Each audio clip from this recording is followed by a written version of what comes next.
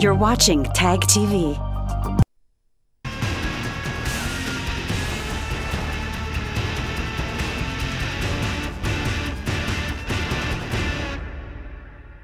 Hello and welcome to Newsweek South Asia, a program that exposes Pakistan's role and nexus in promoting global terrorism and its funding. Here are the headlines. US designated terrorist Hafiz Saeed to contest elections in Pakistan. Pakistan-sponsored terrorists continue to create instability in Kashmir Valley. Baloch leader says fight for Baloch independence will continue. And as elections in Afghanistan approach, Pakistan-backed terrorists intensify attacks. Pakistan is known for not walking the talk when it comes to terrorism. The state has received a lot of flack in the past by the international community on its failure to control terror outfits in their country. Recently, Hafiz Saeed, the mastermind of the Mumbai terror attack, managed to clear his name from the Election Commission of Pakistan to contest in the general election scheduled in July this year. Newsweek South Asia has a report. People in India's commercial city, Mumbai, are still awaiting justice for the horrific terror attacks of 26/11, which was masterminded by designated global terrorist Hafiz Mohammad Saeed. The attacks killed 164 people and left 293 others injured. Saeed, who has a bounty of $10 million, will be soon seen on the streets of Pakistan campaigning for the general elections. Saeed will contest the July 25th general elections in Pakistan on platform of Allahu Akbar Tehreek, a dormant political entity, as the group's Milli Muslim League party has not been registered. Hafiz Saeed's entry into elections would be disastrous for both Pakistan as well as Indo-Pakistan relations. The atmosphere will get further vitiated. He's a known terrorist, he's a known India hatred. At every point of time, he only speaks of processes through which he can virtually damage India, break up India, create chaos in India, create mayhem in India, bring to naught the Indian economy, and obviously the relationship will deteriorate in a significant manner. The entry of Hafiz Saeed into Pakistan politics means he probably will make it to Pakistan Parliament. Known for his hate speeches, his presence in the political arena will ensure that he gets the platform to give the venomous speeches that would further create more problems between India and Pakistan. But experts believe that India's foreign policy for Pakistan would remain consistent, as a person like Hafiz Saeed is too weak to determine the policies of the two nations. Foreign policies are developed over a period of time. An individual, however big or small he may be, more so in case of Hafiz Saeed, will in no way change the foreign policy of India. There has to be consistency, and the foreign policy must look beyond Hafiz Saeed. The United States had placed a $10 million bounty on Saeed's head in 2012 after he was designated as a global terrorist.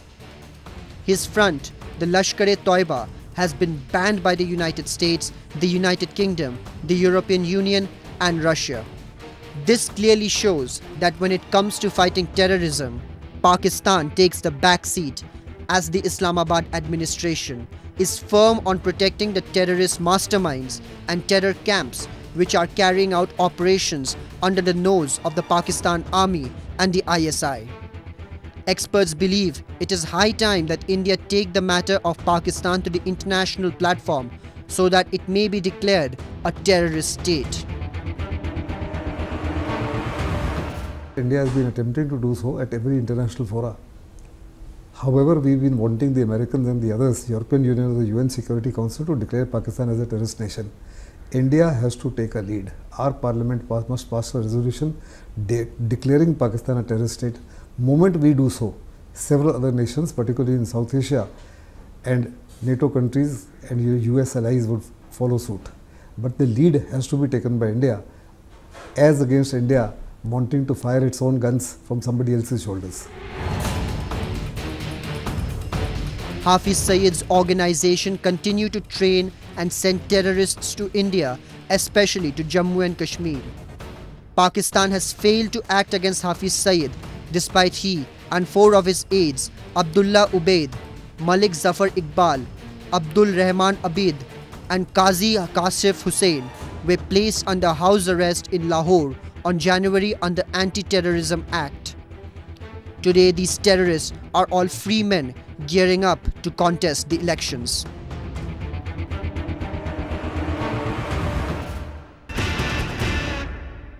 Moving on, India has strongly criticized Pakistan and its army for violating ceasefire in Jammu and Kashmir. Days after Pakistan violated ceasefire in Jammu and Kashmir, India's defense minister reiterated the government's position that task and terrorism cannot go hand in hand. Her comments come in the wake of rising terror activities by Pakistani terrorists in Jammu and Kashmir state. We have a report. Since the halting of security operations during the holy month of Ramzan in Jammu and Kashmir, 36 people, including 16 militants, 10 civilians and 10 armed forces personnel were killed and 15 grenade attacks took place across the state. In these grenade attacks, over 40 people, including 17 armed forces personnel, were injured. During this period, militants allegedly decamped with 7 rifles from 4 different spots. The infiltration is also taking place at a high pace, and all 16 militants killed in last 20 days were shot dead in border district of the valley. Police claim that many more militants have managed to cross the border successfully. On May 16, Union Home Ministry announced non-initiation of combat operations in Jammu and Kashmir during Ramzan. The militants in Kashmir are backed by Pakistan. A large number of them have received training in Pakistan-occupied Kashmir and have infiltrated into Jammu and Kashmir with the help of Pakistan Army.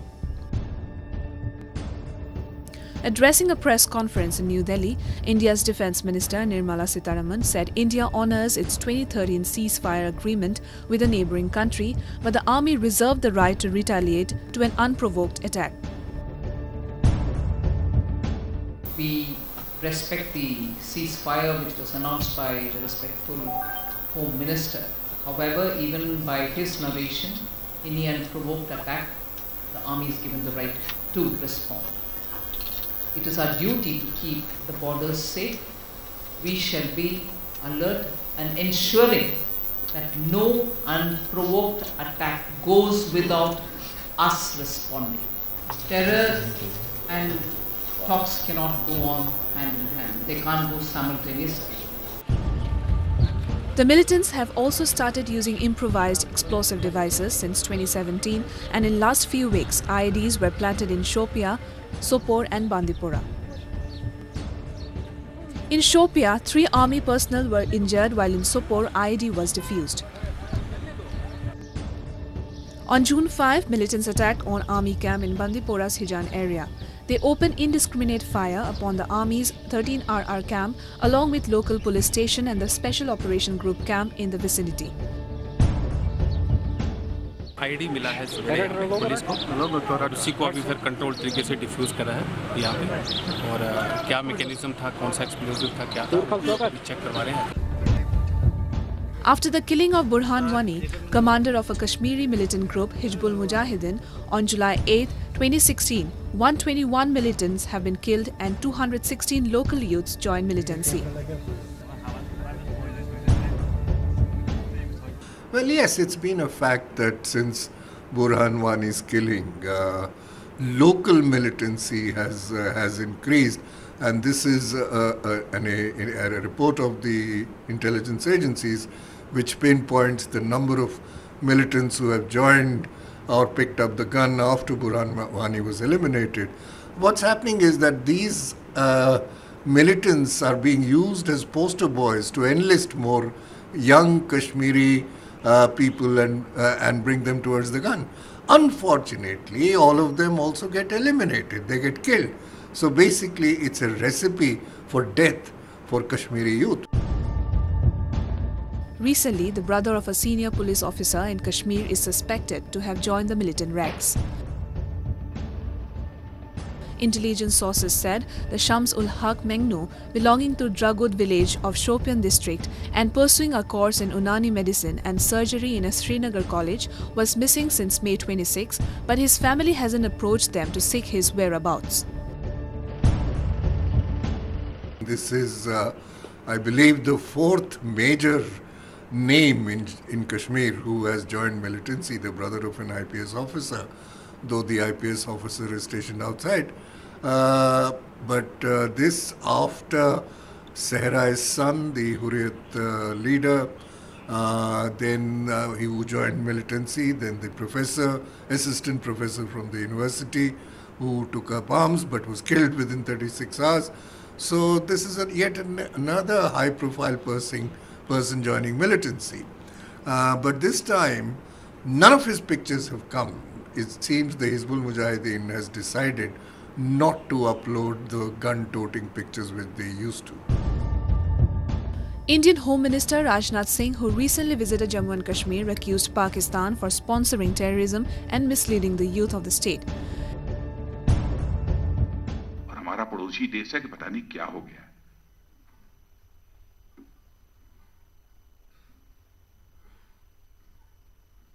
पहले ही हम लोगों ने कहा सबसे बात करेंगे, लेकिन कम से कम हमारा पड़ोसी देश जो बैठा है पाकिस्तान, अपनी धरती से तो कम से कम आतंकवादी गतिविधियों को न होने दे।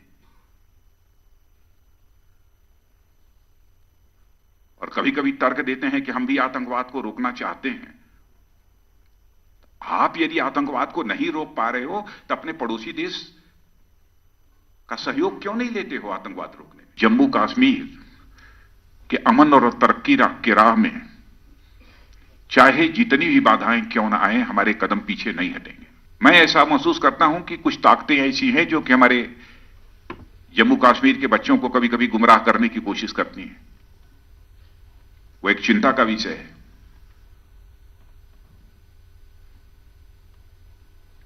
बच्चे बच्चे होते हैं, उनकी मासूमियत का नाजायज लाभ नहीं उठाया जाना चाहिए।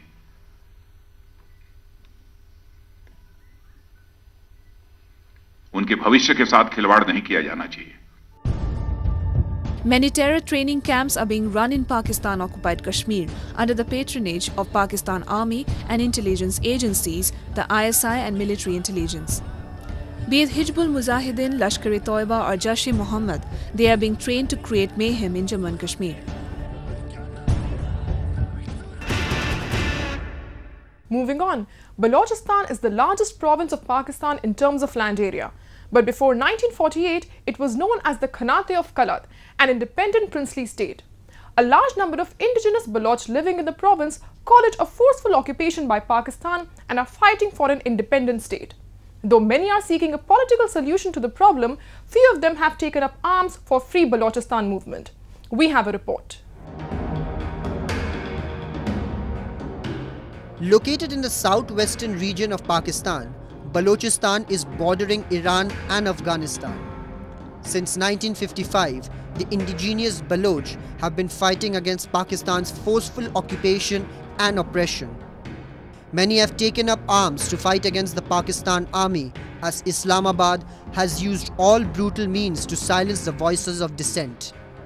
The province witnesses a large number of incidents where the activists are being tortured, kidnapped and killed by security forces. Today we meet Dr. Allah Nazar, the chief of Baloch Liberation Front, who has been fighting for freedom of Balochistan. Baloch होती total एक जिंदगी एक कौमी जिंदगी ये बू अगर एक ट्रेडिशनल ला हस्तन आदराइन हस्तन बलोच हस्तन एवन एक कौमारा कस्से शिकस्त कुटना का लिहाजा तो एक गलत ने राहियात का गए तई मर्ची देम गो ये कंचे कौमी कप्ता कि न पुर्तगीज़ी कौमा न अरब न मंगोल न अफ़गान न दिगर राजे एक हमारा शिकस्त था बल्कि अफ़गान के हमसाए बूझ था आखिरी वसी दोस्ती वास्ता होती 10 दराज कुर्ता क्या अहमद शाह अब्दाली और नसीर खनूरी मुआहदा शक्ला सहमी एक मर्ची वोटो इलेक्शन बुआ हाँ एक ही दलाल की पंजाबी यानी दलाल کہ مرچی حاصل خان گوشی کہ منا شرما ایک روٹی اسم بریان اندگا منی خیالہ حاصلارا زندگ بوگا ہمارا شرما ایک روٹی کہ آ پاشا زندگیں کہ آ بلوچ راج ہے کہ خون آنی سودا حجتا کہ آ شتا پارلیمنٹ تھا مرچی پدا ہم کمر بستگا ہاں چکہ 2013 بلوچ یک ریفرنڈم میں کرت ایشنا نابود کو کہ مرچی 500 ووٹ والا کہ یہ حقیقت 20 ووٹاں آدھی کا ٹپا مارا 20 ووٹوں والا مرد میرا وزیر اعلیٰ کرتگا باندھا ہم دیگے کے رکھنا بلوچا گو منی دس بندی کہ آ اے ووٹا مرون ٹرن آؤٹ آئے کم از کم پہ کنن منی دومی عرضے کو بلوچ راجا ہمیشہ کہ میں انڈیجینیس یک جوہ دے اما جوہ تیو کہ بلوچ راج سرائن کسے بلوچ کو ہمارا کمک کنگین بلوچ ڈائسپورا کے ہمارا ڈننا نشتا کہ آواتی پگاراچ بلوچ ہمادہ کی ذمہ داراں آ بلوچ راجارا کمک پکن بلوچ آجوئی جو دارا کمک پکن کسے بزگرے آگونی دان داد کرت کند کے کسے کی آئیرا کہ کپاتے آئیرا ناداد کرت کنتے کسے مالدارے آئیرا پسی داد کرت کنتے وتی بساتم کسے دکاندارے آئیرا کلوی شکر داد کنتے وتی بساتم مطابقہ وتی راج سرمچارانی شبہ کمک مدد تا پکنے عمان امریکہ اقوام متحدہ دنیا درائن طاقتورانہ کو شکلوٹین کہ بلوچستان یہ کنفلکٹ زون ہے بلوچستان آرہ مرچی سسٹمیٹک جینوسائڈ کنگاہان سلولی جینوسائڈ کنگاہان آوانی خاموشی شریک جرمن آ بالکل کولیبریٹران منن یا نہ مننا اگر لیبیا 14 مردم میری آگوشی کے انسانی حقوق مسئلین آدھا کنفلکٹ زون ہے وار زون ہے تھا بلوچا ہزارہ مردم میرا گاہن بلے آدھا درائے نبیت مچی بلوچے چک چیمبو گاہن من دنیا پدام کو شکلوٹی کہ اگر شما اے دنیا ایک خطہ تھا ساؤتھ ایشیا تھا امن لوٹے مچی جیونیا نیول بیسے ٹائے نگائن اے نیول بیس بلوچ واسطہ خطرہ نین بلوچ وتی بچارے نگازانت کرنانی کرن لیو 500 سال ہے کہ آئیے state nation as a state nation کہ 18ویں صدی بوتا بلے منی خیالہ 500 سال ہیں کہ Baloch as a state nation 700 سال پیسر زندگ بوتا آوتی زندگی ازانت بلے اے درد سرے اے پا انڈیا درد سرے اے پا امریکہ درد سرے اے پا دنیا آدھی کے طاقتور ملکانی سرے پدا گو منی راجہ گو ہمیں دس بندی کہ ایک کاسا لیسانا اوٹ مدین آج شانش دور بے بن اووتی راجی سر مچارانا کمک پکنا کسے ذریا کمک کنتے کسے کپاتے نا کمک کنتے کسے آئیارا پسے کمک کنتے کسے آئیارا شکر بورے کمک کنتے آواتی راجی سر مچارانا کمک پکنا کمے گپنگو السلام علیکم. Foreign terrorists in Afghanistan are making all efforts to topple the elected government and bring back the Taliban rule. The terrorists based in Pakistan have intensified attacks in capital Kabul to create an atmosphere of fear among the people who are gearing up to vote for general elections. We have a report. Deadly attacks in Afghanistan claimed by Al-Qaeda, the Taliban or Islamic State have killed dozens and injured many. At least 14 people were killed in a suicide bombing on a gathering of Afghanistan's top clerics on June 4.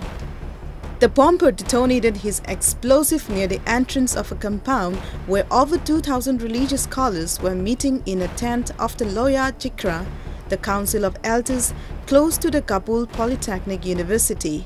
The attack claimed by Islamic State was held immediately after the clerics issued a fatwa against suicide bombings. انفجار زیاد قوی بود. وقتی که انفجار شد حتی در ما که پیش مکتب بودیم زمین لرزه کرد، خود ما هم در زمین خو کردیم و ما که رفتیم چی مرده شهیدای زیاد بود. Analysts believe that the recent string of terrorist attacks is being used as a tool to disrupt the country's peace and stability. It also aimed to jeopardize the upcoming parliamentary and district council elections, which are scheduled for October. You know, it's very difficult for the government of Afghanistan to conduct election in such an atmosphere when militancy is spreading throughout the country. Almost 60-70% of the land is controlled by the militant organization backed by Pakistan or other militant like ISIS and Al-Qaeda controlling different parts of the country. You know. So it would be, and these organizations, you know, they don't believe in democracy. They believe that democracy is a man-made laws. They want to implement Sharia, the divine laws. So they have no respect for that democracy. And otherwise, you know, they are also, you know, killing large number of people who want to participate in the elections. You know, we have seen when people went for registration were killed by the militant. So this, in a situation like this, it would be very difficult for the government of Afghanistan to conduct free and fair election.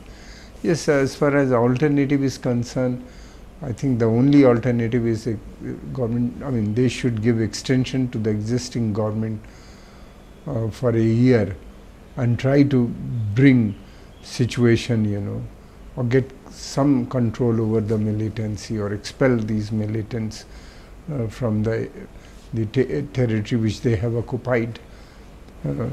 Otherwise, you know, there is no other alternative. You know.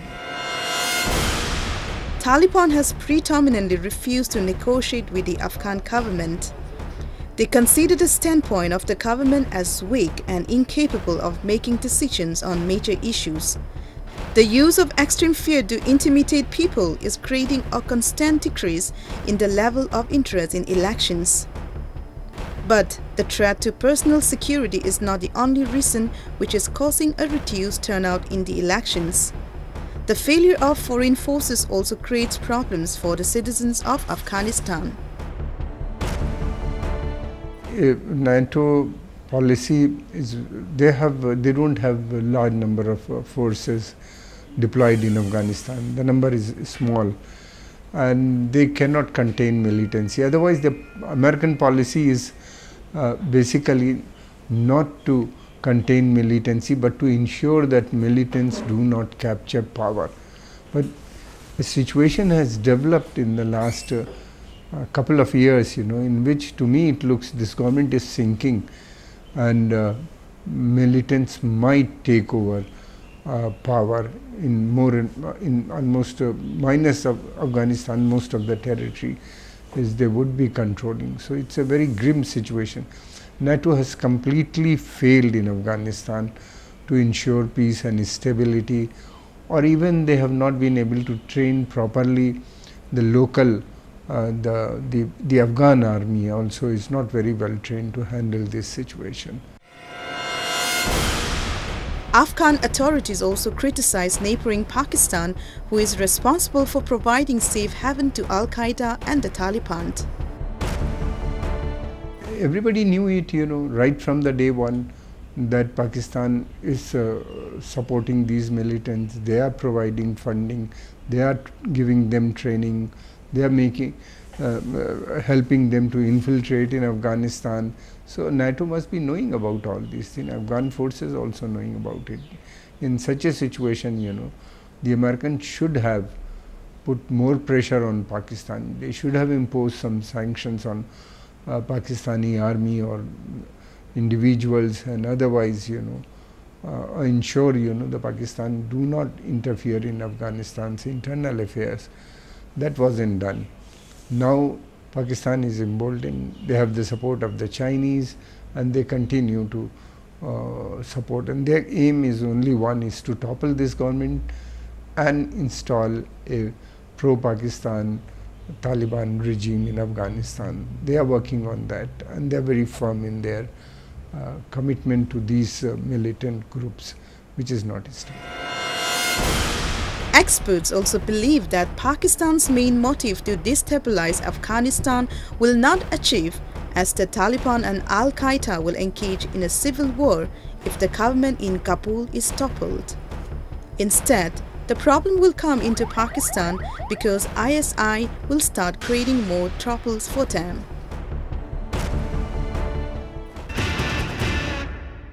And with that, we come to the end of this edition of Newsweek South Asia. We will be back next week with more news, views and analysis from the subcontinent. Meanwhile, do keep writing to us at nwsa@ani.com. This is Mariam signing off on behalf of the entire production team of Newsweek South Asia. Goodbye and take care.